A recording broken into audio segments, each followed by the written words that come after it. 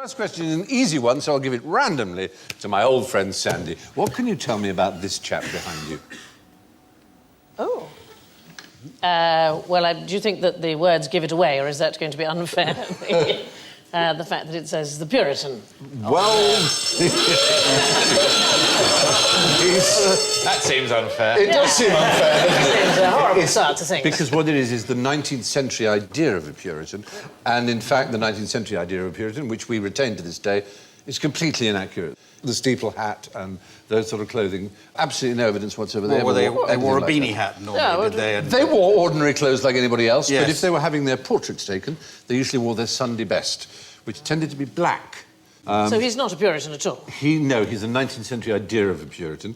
You were right to say he's a Puritan because it says on it, the Puritan. I was merely reading. And I was being unjust, and you've lost 10 points. But it doesn't matter because you've already won. Yeah. So...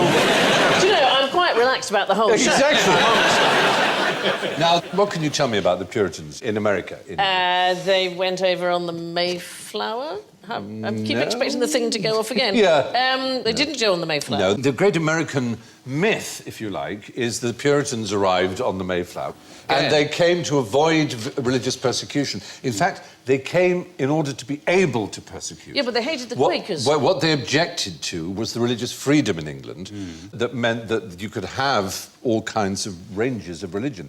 And yes, and in 1660, they hanged a woman just for being a Quaker. Yeah, Mary Dyer. That's right, yeah. The very one.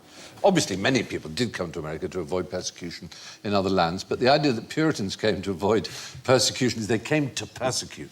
Yeah. They wanted to build a country in which there could be no dissent from Puritanism. Puritans, they regarded luxury as sinful, didn't they? Yes. So, and some of them set off to America and the others opened B&Bs in Britain. Hey! Yeah, there you go. Yeah, thank you. Yeah. B&Bs, breakfast until 7. Don't call it B&B, just call it B. If you've got no intention of serving breakfast, don't call it B&B. Do you know, I once did a trip, I sailed all the way around Britain, and we finally got to Northumbria, and on the coastline there was a house that had painted on the side, it said, bed and breakfast, hot and cold water. I thought, only in this country would you feel you must advertise that you have both. Oh, yes. Pride. No, it used to be hot and cold running water, is there? Yes. It's not just a bucket of it lying there. No, there's pipes and everything. In this painting, did the native there on the left, did he bring that tree to hide behind? Did it look... He doesn't look happy. And it does the wrong way round. Yeah, he can see which way the wind is blowing. I think he knows what's coming, doesn't he? It's true, Stephen, that the Puritans weren't on the Mayflower. They always say they landed at Plymouth Rock, but in fact it was Provincetown, so none of it is actually true. I'm afraid, it's a myth.